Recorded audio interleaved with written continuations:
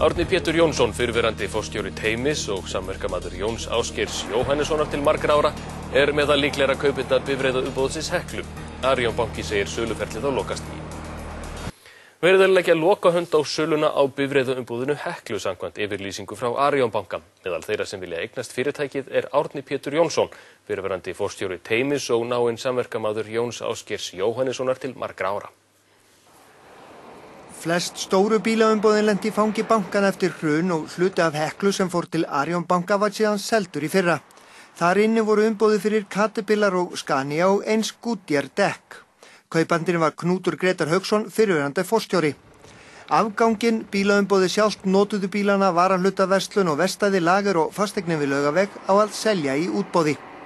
Ferlið hefur staðið frá því í haust og nú eru eftir 2 eða 3 fjárfestar eða fjárfestahópar.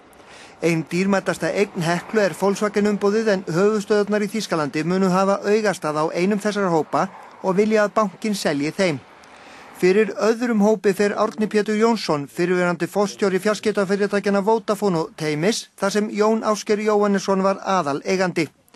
Samkvæmt heimildum fréttastofu mun bankanum hugnast að selja honum. Arion banki vill ekki svara því hvort Jón Ásgeir eða aðrir þekktir menn úr viðskiptalífinu standa á bakvið Árna Pétur. Eftir því sem fréttastofa kemst næst mun söluverði verða á bílinu 1 til 2 milljarðar króna.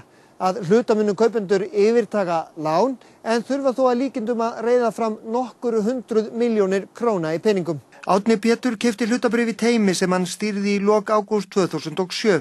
Þetta gerði hann í félagi við Ólaf Þór Jóhannesson, fjármálastjóra fyrirtækisins, í gegnum 2 einkahlutafélög.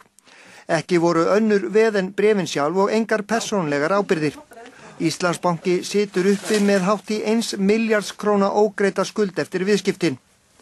Fréttastofa spurði Arion banka út í þessi mál í dag.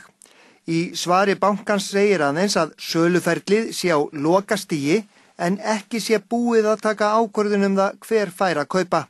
Hún verði að hluta í höndum Volkswagen í Þýskalandi.